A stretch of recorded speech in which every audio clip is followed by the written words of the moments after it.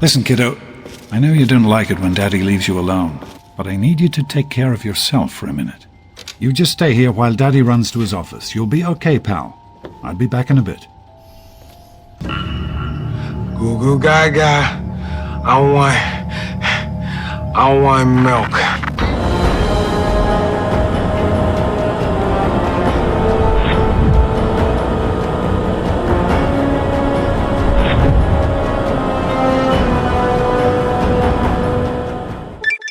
Hello, dear viewer. We are back in Fallout. I know that through the ripples and trials of time, Fallout 3 has not exactly garnered the greatest reputation as neither a Fallout game nor for having particularly great writing. So here today, dear viewer, we are going to strive to take a gander at a few of Fallout 3's quests, in an attempt to discern if we can indeed find a gem in this thin layer of shit. I've had enough of this music. Oh, Pumpkin, you make Grandma so happy. Well, dearest viewer, in order to realize what is of the best, we must first establish the definition of what is best. And with that, I must first speak of nuance, which is of course very important. Just because we most often compare Fallout 3 to the series North Star, the peak and greatest installment that is Fallout New Vegas, Chip! it doesn't mean that Fallout 3 is inherently irredeemable. I strongly protest and disagree with a lot of the undeserved hate that it gets.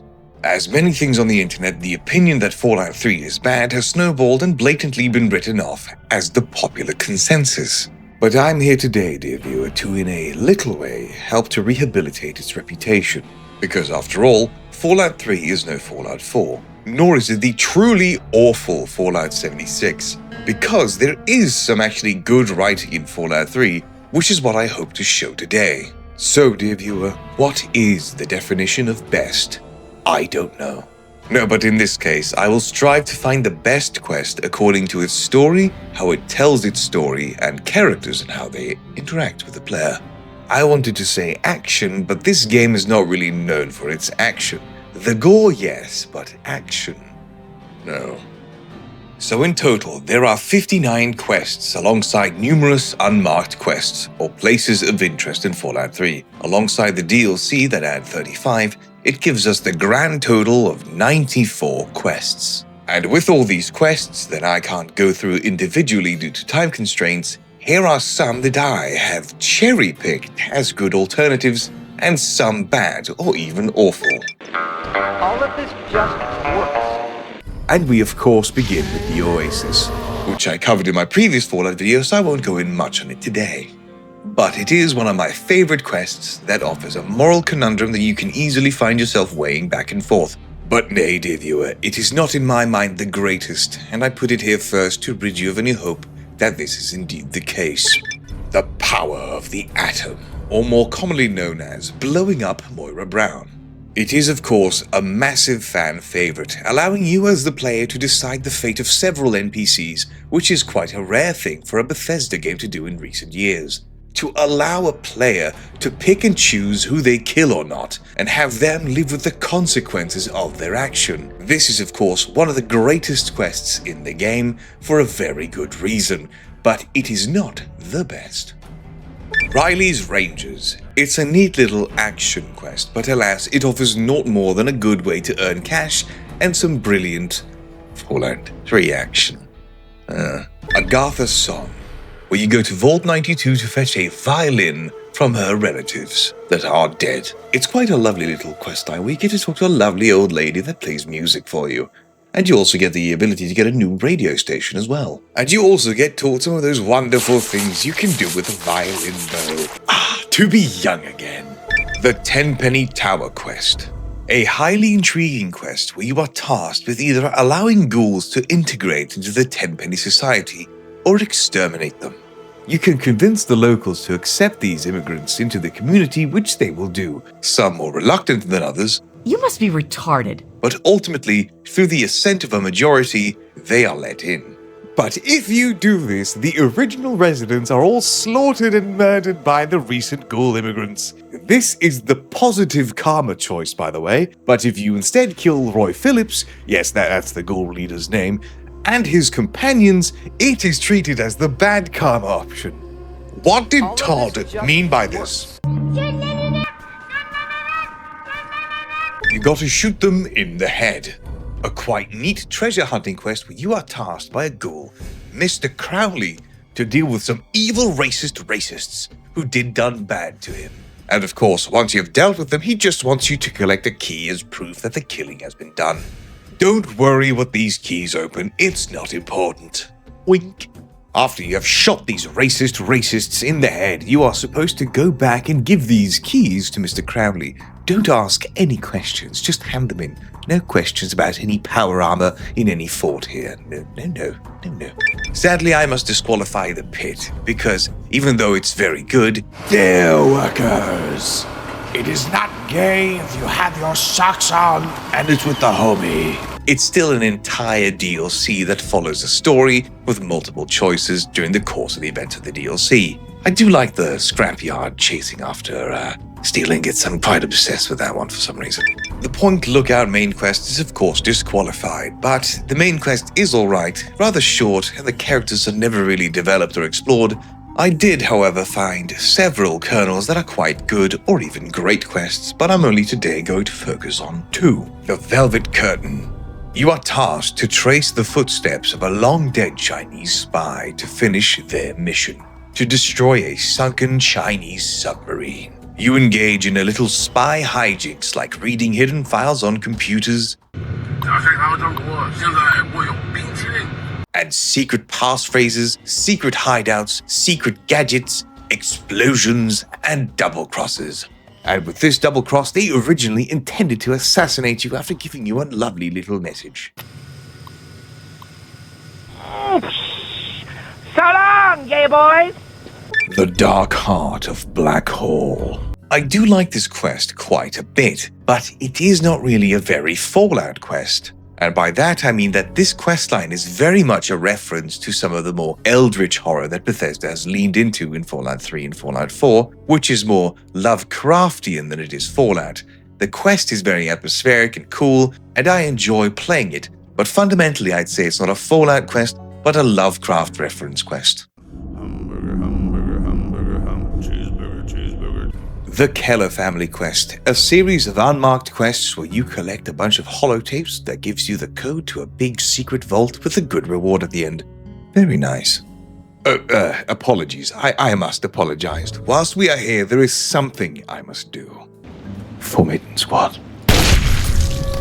Fallout 3 is full of not necessarily bad quests, it's perhaps more that it's full of completely meh quests. But naturally, there are of course some stinkers to be found.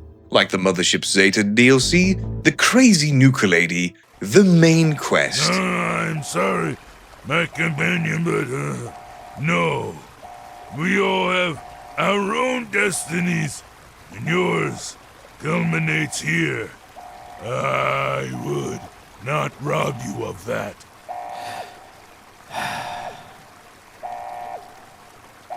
And the worst of all, Vault 101. Trouble on the home front. My god, do I hate this quest. Amata Almodovar, Gustavo Almodovar, probably the oldest friend of your character, desperately calls you back to help resolve the situation with her crazed father in Vault 101. The Vault's social structure is deteriorating and there is an active civil war. You are recalled to help resolve this conflict, and there are multiple ways you can do it, like kill the overseer, betray the rebels, or reconcile the two sides. And even if you get the best option to open the vault and reconcile the two sides, you still get kicked back out. So you get back and do all this work only for this to be a shitty Fallout 1 reference. Great.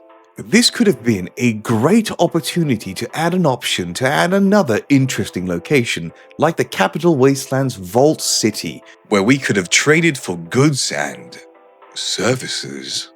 We could have seen how the more innocent vaulters would have to adapt to the conditions of the surface, and you could have helped them get resources and perhaps negotiate an alliance with Megaton. But alas no, get out, get out, get out! I find this to be the worst quest in the game simply because it wastes all that potential for no good reason. Because there truly is nothing worse than wasted potential. Isn't that true for you as well? But in this darkness, there is one quest, the greatest quest we have ever seen in the universe of Fallout 3. Yes, dear viewer, the savior of the wasteland, the bringer of peace, prosperity, and most importantly, civilization. In a forgotten corner at the very edge of the map lies the last vestige of true democracy in the wasteland, the Republic of Dave. This is the Republic of Dave. Duh. The Republic is a small enclave. You got any games on your Pip-Boy? No we don't, sir. I hope that's okay. Of civilization nested neatly in the northeastern corner of the map in the game. And this great country, this great foundation, is something we can directly interact with. The Republic of Dave, formerly known as the Kingdom of Tom and Bill Sylvania. The inhabitants are the following. President Dave, of course, his first wife, Rosie, second wife, Jessica, Bob, Rachel, Mary, Ralph, Flower, and Shauna. The Republic is smoothly ran through several divisions, which are the following. The Army of Dave, the Immigration Bureau, the Tourism Office, and the Bureau of Dave-like Activities.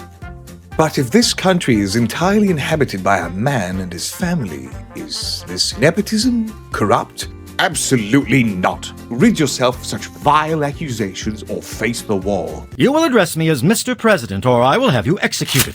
Through the greatness of Dave, we are taught the great values of democracy after he himself led a great revolution after his long exile to rid us of the tyranny of the monarchy under the vile King Tom, his dad. But I thought Grandpa just got really, really old.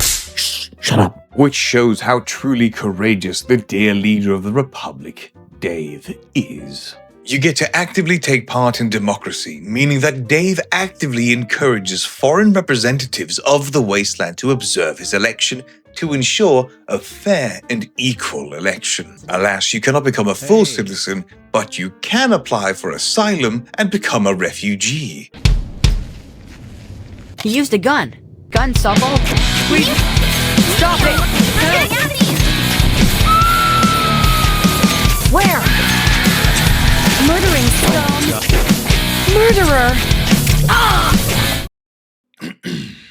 Dave is truly a most merciful ruler. There are also multiple alternatives in which you can freely engage, adding further to the point of this questline's greatness. You can encourage other people to run in the election against Dave, even though he does not like it, he does allow it.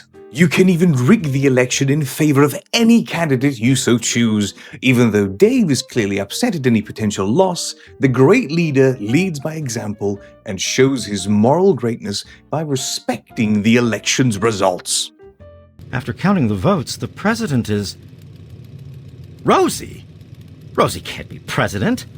No! This is unfair. This can't be. Fine, I'm leaving. See how you people do without me. Enjoy your new president. Hey. How's my first lady doing today? But I will have to say, if Rosie is so bloody smart, then why was she dumb enough to marry Dave, Another win for President Dave.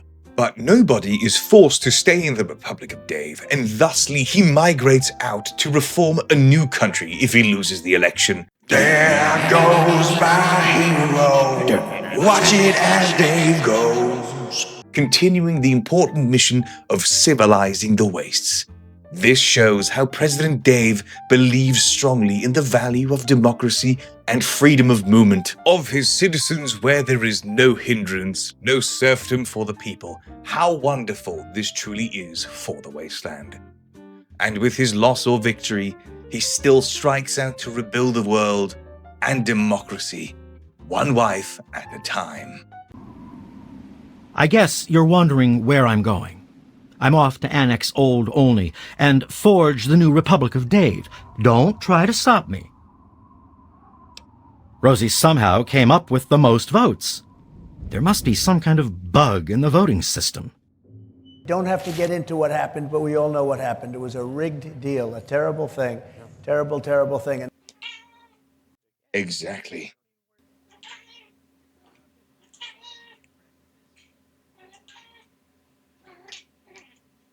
Thank you for this most valuable of lessons, dear leader. Long live the Republic of Dave! Thank you all very much for watching this a little bit different herring video. I'm trying some new things and I hope you noticed. Please join the Discord. If you wish to support the channel financially, you can do so on Ko-Fi or by becoming a YouTube member. Please remember to like, comment, and subscribe and all that other really, really, really cringe shit. Goodbye. And as always, a stupendous and wonderful thank you to all my wonderful high rollers who without this would all be improbable. A most humble of thank yous to my wonderful Apex Fishies of Raptar Jesus, Half-Breed Bastard, and Magic. A stupendous thank you to all my wonderful Soostrummies of Combat Creations, Leduc, Big Kronk, Mouseclick, and Davidri. A consequential thank you to my wonderful fantastic people of Schmieda, Eifernjora, Sorgi XD, Albatross, and Ignore Me. And a suspicious thank you to my wonderful enthusiasts of Longyawn, Feral Goblin Gal, Bloodix, Monk, and Dave of Yogs. Thank you all very much for the money.